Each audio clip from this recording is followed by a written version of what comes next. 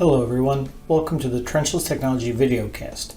I'm your host, Mike Kezdi, Managing Editor of Trenchless Technology Magazine. In this episode, I'm joined by Adam Wright, Product Line Manager of RTUs and Data Loggers at Ovarro, and Chris Moore, Associate Product Manager, Leakage at Ovarro. Technology company Ovarro is a remote leakage detection specialist, previously known as Primaire. Its technology is used throughout the world to monitor, control, and manage critical infrastructure, including water supply networks. With considerable strains of our natural resources, water loss through leakage are a massive global issue. Ovarro understands the pressure on water authorities to reduce leaks has never been greater. Its suite of leak detection hardware provides reliable identification on pipes of any material or diameter and over long distance by monitoring flow and acoustic noise. Close collaboration with its customers enables Ovarro to continually innovate to provide the solutions needed to meet today's water supply challenges. I'm joined today by Adam Wright and Chris Moore from Ovarro.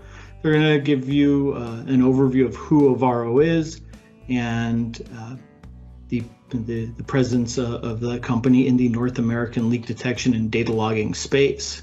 Welcome, gentlemen.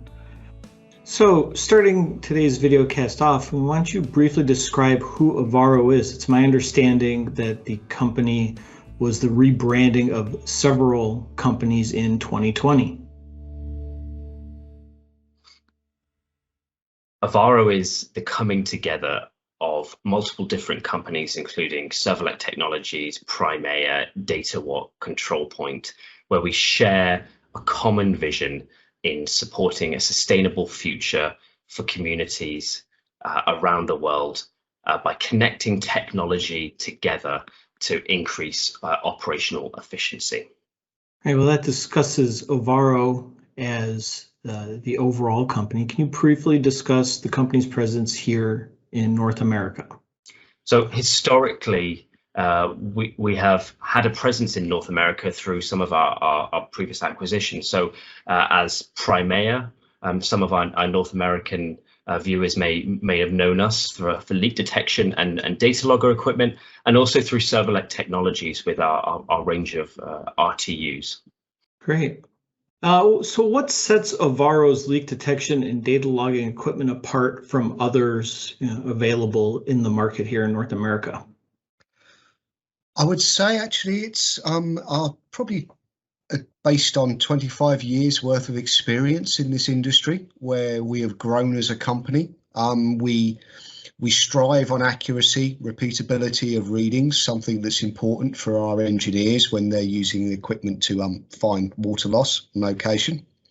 One of the things that we do really well is our time synchronization on our fixed network equipment. Leakage is very important to know you have, it's all based on acoustics, so the location of where we think a leak is. Having that as being repeatable is one very, very big point in using that to effectively combat leakage and go to the correct places on your network to then go and fix these leaks.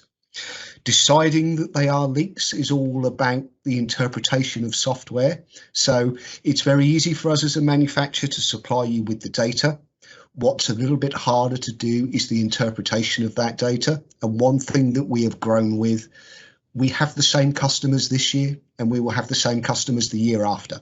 So setting the customers the correct piece of equipment, the right tool for the right job, taking them on that journey. Leakage is something that is learnt. It's a skill that's, is accrued over many, many years. And holding the customer's hand, showing them how to use it, designing our equipment so it's intuitive, easy to use. And also having a good quality where we're having good battery life, the size, the cost point, the price point, all of these things are something that we've learned over many years. Leak detection systems are an important part of a utility, now more than ever maybe. So why should utilities be employing leak detection systems? Basically is to reduce that loss of water. Yeah, as the world is getting, well, the world is the same size, but as the people in that world are getting increasing, we're getting more and more water stressed areas. Producing that water in different countries, desalinization, or even from a general point of view where we're just chlorinating or keeping the water clean, that costs money. Most water companies are throwing 25%, 30% of their production cost back into the ground, for no benefit whatsoever. So as well as having the responsibility to improve our systems, it's something that we should always be looking at, but also the profitability of those companies. So if we're throwing 30% of what you make down the drain, literally, then there is a very viable option then to start to use equipment to reduce that leakage. One of the things that we start with is the smaller leaks are easier to find. They make more noise, but those small leaks turn into big leaks.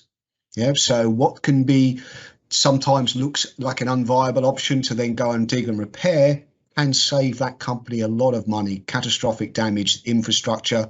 We've seen roads collapse, bridges with issues, these things. Water causes a lot of damage when it's continually leaking. There are different methods of employing that. We can let each area creep up over time and then literally go in and try to reduce the leakage in area A. Once that's down, move to area B. This is a historical strategy, so we actively leak detect in each of those areas, reduce your leakage.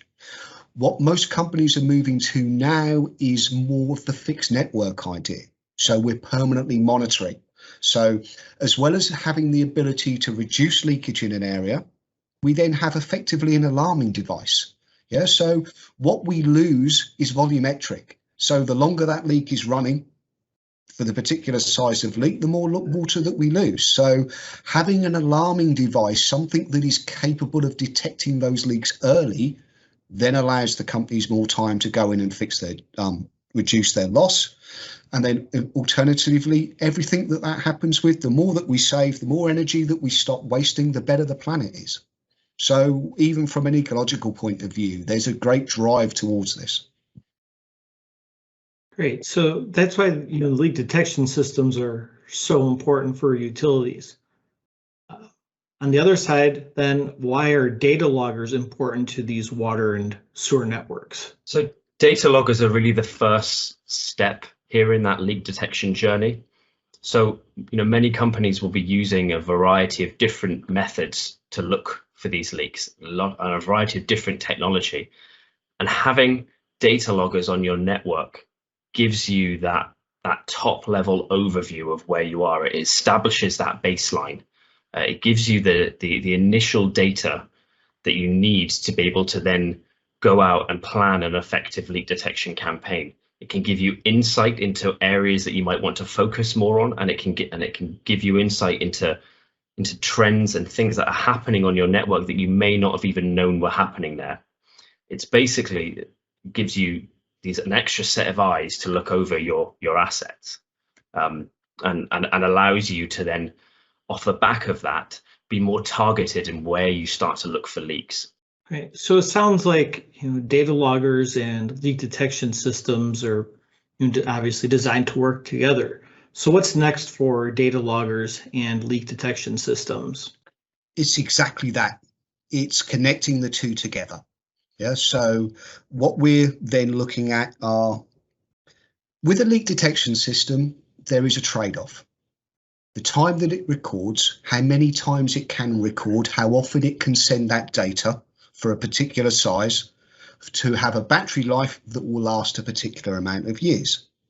Now, when we have an area where our leakage is already low, then recording once per night, finding a leak, making a 10-second recording, waking up in the morning, sending that data, that's great. That works perfectly from a point.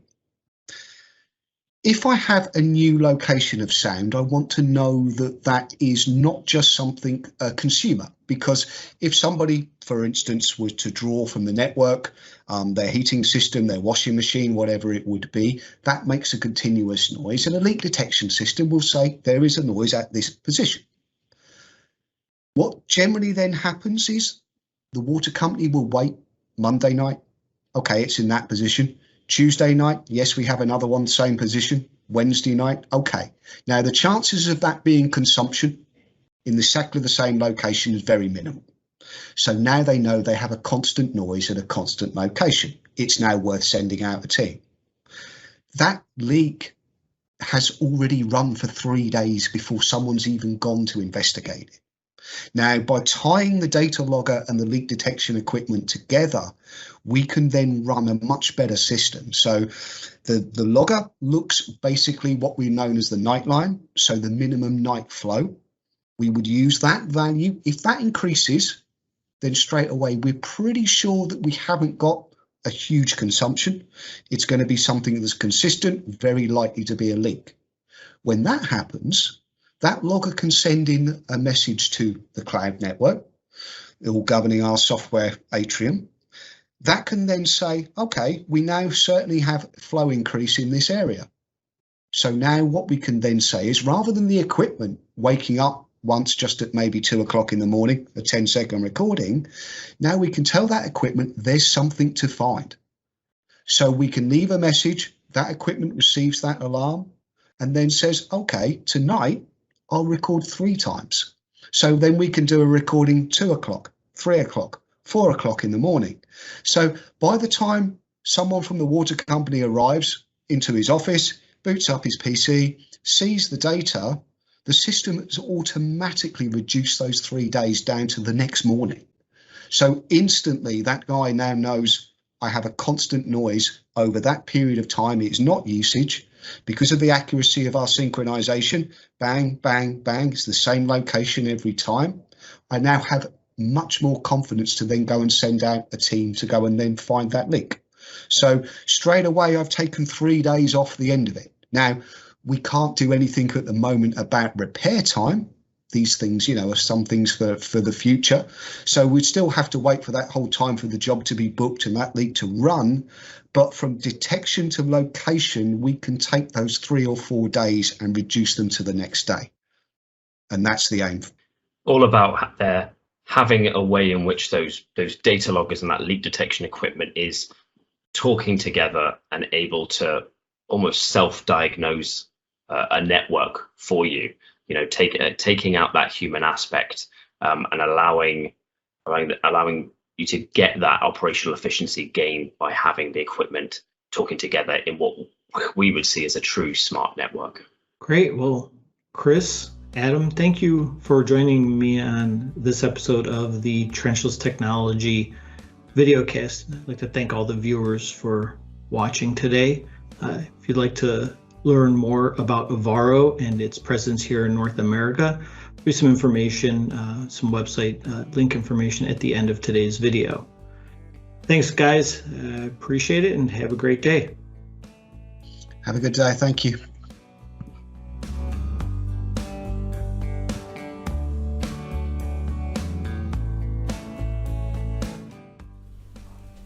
Well, that's a wrap on today's episode of the Trenchless Technology Videocast. I'd like to thank Chris Moore and Adam Wright for joining me today. I'd also like to thank Ovarro for sponsoring this episode of the Trenchless Technology Videocast. For more information about Ovarro and its services, visit ovarro.com.